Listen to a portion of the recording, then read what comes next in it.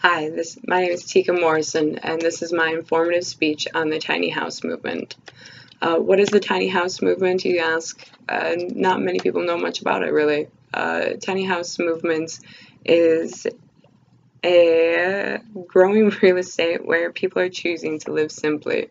What is a tiny house? A tiny house is a home that is anywhere from 65 to 400 square feet, and it's up on a trailer. The tiny house movement is a worthy cause not only for environmental concerns but also for financial concerns. It's also for those seeking more time, freedom, and travel. Main concept about the tiny house is just downsizing. Our home growth is getting larger and larger and larger every year. In 1973, according to Custom Made and their article Less is More, the Tiny House Movement, the average size of new houses in the U.S. was 1,525 square feet. That went up all the way up until 2013, where the average size home was 2,598 square feet, while the average family dropped from 3.67 in 1948 to 2.55 in 2012. The downsizing is just for simplicity, to have that simple way of life. It's also about having a smaller impact on our footprint that we leave behind, that being our waste. Being that tiny houses are normally made from rebuilt or reused scraps from other homes, the waste is a lot smaller. We have a reduced, smaller carbon footprint when you have a tiny house, because you have just in general less materials, less lumber, less I don't know, whatever else goes into building a house, I apologize. You have smaller and fewer appliances, so therefore you're using a lot less heat and electricity. It cuts a home size in half and reduces the lifestyle emissions by by cutting your home in half, you reduce the emissions that you produce by 36% over the life of a home. The life of a home being at 70 years. The largest environmental benefit, again, is the reduce of electricity and fuel. More than 80% of greenhouse gas emissions during homes in their 70-year lifespan can attribute to electricity and fuel consumption. And price. As far as prices go for the tiny house, it really varies. You go by square foot. Sad to say that the bigger homes, it's actually cheaper to have by per square foot, but in the bigger homes, it costs more for your windows and electricity and all the extra little things. That's what really brings up your price. On the YouTube video that I have cited is Dirks by Kristen Dirksen. It's a video of a young college student who took a short bus and converted it into a tiny home for his college dorm. He did this in $5,600. That in itself just shows how much money you can save in a tiny home. He just did it very, very simply with cheap materials just to get him by. He was on a very low budget and that's what he could afford, but he made it work. And the only troubles with that aspect is finding someplace to park it. But again, he found someplace and got it set up where he had someplace to call home, if you will. So back onto the square footage of a home. For the 65 square foot home, so the smallest of the tiny homes, it's $1,600 in materials, and that's the build it yourself, which is cited on the Tiny House Media LLC article for tiny house construction costs and square footage scenarios. They got their information from tumbleweed.com, which is a site that I've personally visited and built my imaginary dream home, if you will. You can go on there and customize everything down to what type of flooring and walls you have. But again, on their smallest home, 65 square feet, that's a $1,600 kit for materials to build it yourself. On that same model, to have it pre-built, which Tumbleweed offers a kit to build it yourself, or a pre-built, which they deliver to you. The pre-built is $38,997. A little bit larger home. A little bit larger home is going to cost you, well, the one that we looked at was the largest model that they had, and that was with all of our twists and turns that to me and my significant other added, it was around $86,000.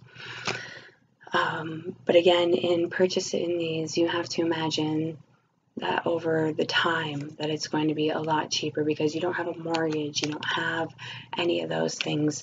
Because a tiny home is technically considered mobile or trailer, because it is on a trailer, you don't have to worry about mortgage or any of those little taxes that come with buying an actual home.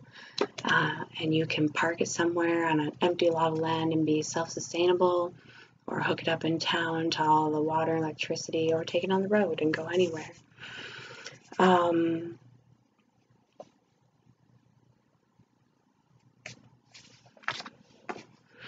There was an article actually in the Aberdeen newspaper about a family of 5 out in Selby who downsized from their 25 square foot home to a 200 square foot home. So that's 2 adults and 3 children.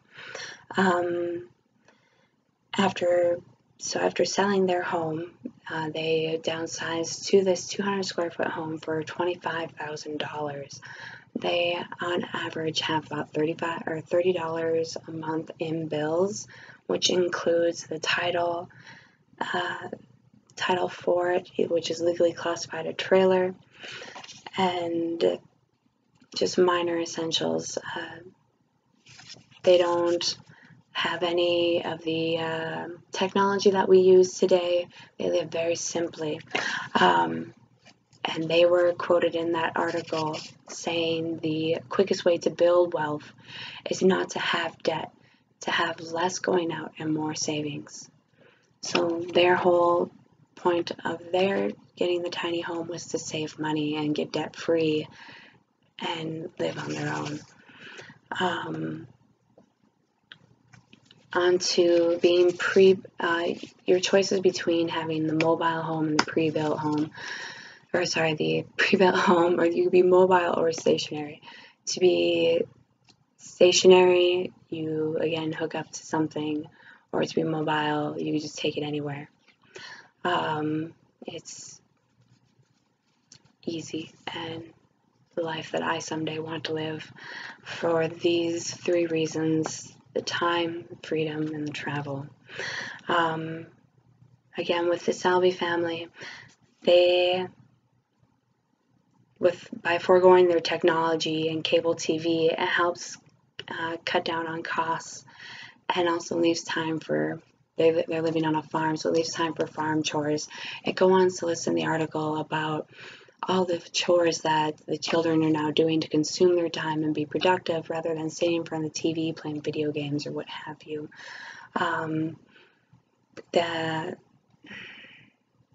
The family was also quoted with the freedom to live in a tiny house that requires minimum upkeep and doesn't afford room for material items as a relief for a mother of 3. So that's speaking on the topic of the cleanliness and the minimizing of all your worldly possessions into this 65 to 400 square foot home. It just makes life so much easier. It gives you so much more time to spend with loved ones or doing things that you enjoy doing. The freedom to do what you want, be who you want to be, where you want to be, and to travel. You can go anywhere, anytime. Just hook up to your truck and go, and you have a home that's fully sustainable. Generally, these tiny homes, you can equip them with decomposable septic systems, water tanks that are connected to the home. You can even minimize your appliances by solar ovens and stuff like that. You can live as simply as you want to live. There are tiny homes that are still extravagant with full-size appliances and such, but they're beautiful, and I recommend you check them out.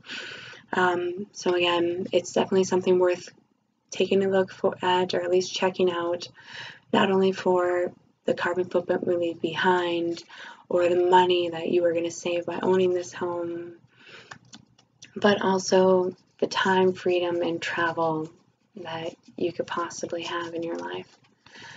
Thank you for listening, and have a great day. So the materials that I use are everywhere. I have my outline,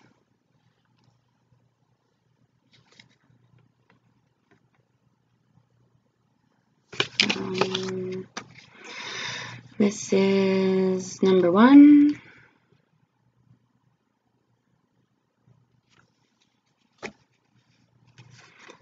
Number 2.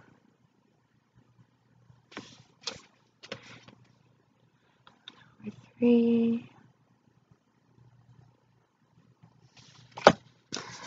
Number 4. Number 5.